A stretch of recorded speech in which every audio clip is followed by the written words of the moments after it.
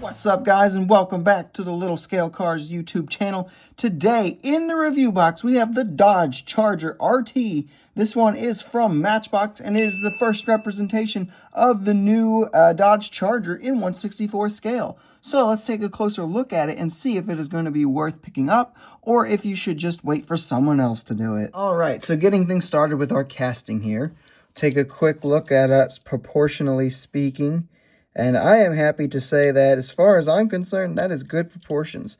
Kind of pop it next to the real-life car as best I can there, so you can kind of see that, yeah, sure enough, it is pretty good on the proportion side of things. So that is a good thing in my book.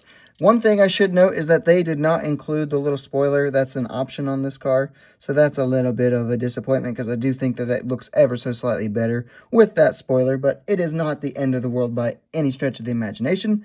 Now, this casting is part of the moving parts lineup, so it does have opening doors, which, yeah, they look pretty cool, and it's an interesting feature there. Now, when we close them, the gaps are a little bit not great, which is always a worrying factor when the doors can open, and especially on Matchbox. Sometimes they don't sit all that flush, so it is a thing. They are actually die-cast metal. They aren't plastic, though, so that is a big plus. Sometimes they have done them plastic.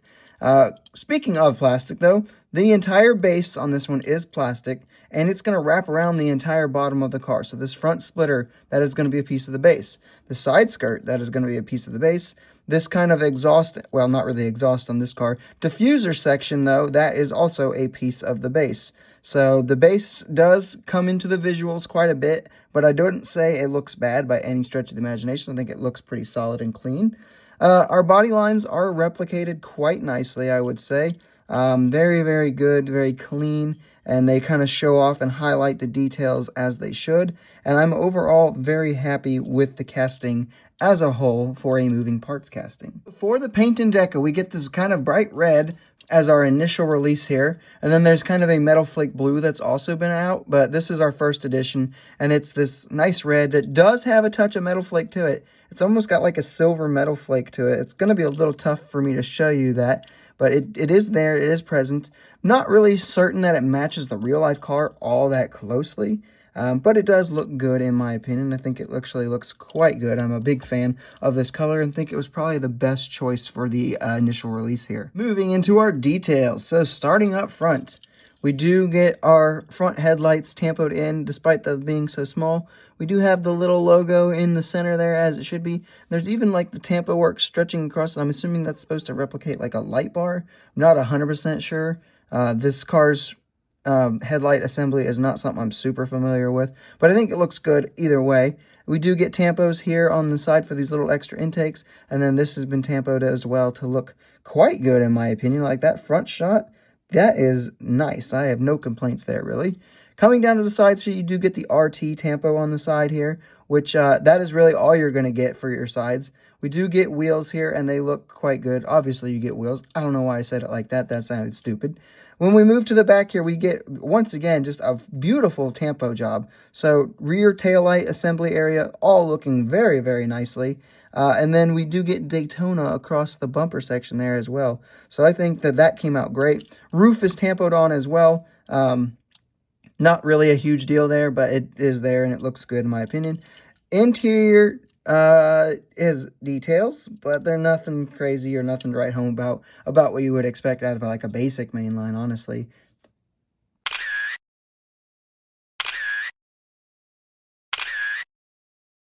Moving into the roll test, it is going to roll very smoothly, which is always a good thing in my opinion. When we put it on the scale, it does come out to be 37.92 grams, so it is pretty hefty, and that gives it a good feel in your hands as well. Definitely partially due to the moving parts also being die-cast.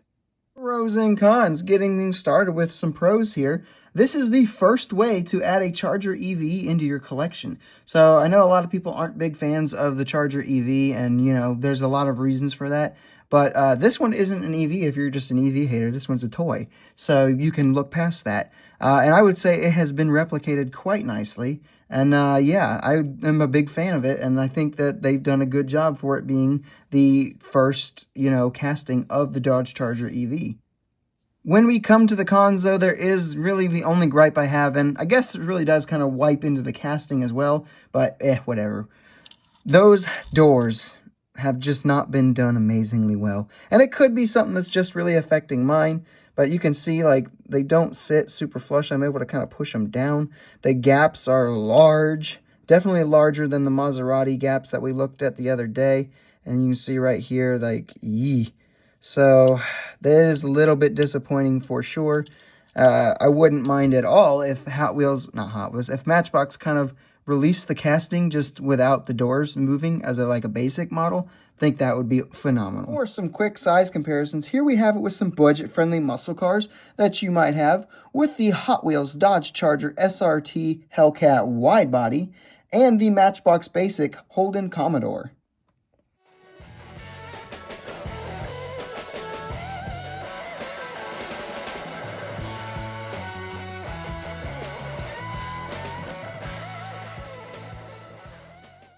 And here we have it with some more premium kind of cars to compare it with the Mini GT Hyundai Elantra N over there on your left, and the Tarmac Works Alfa Romeo Giulia GTA M over here on your right.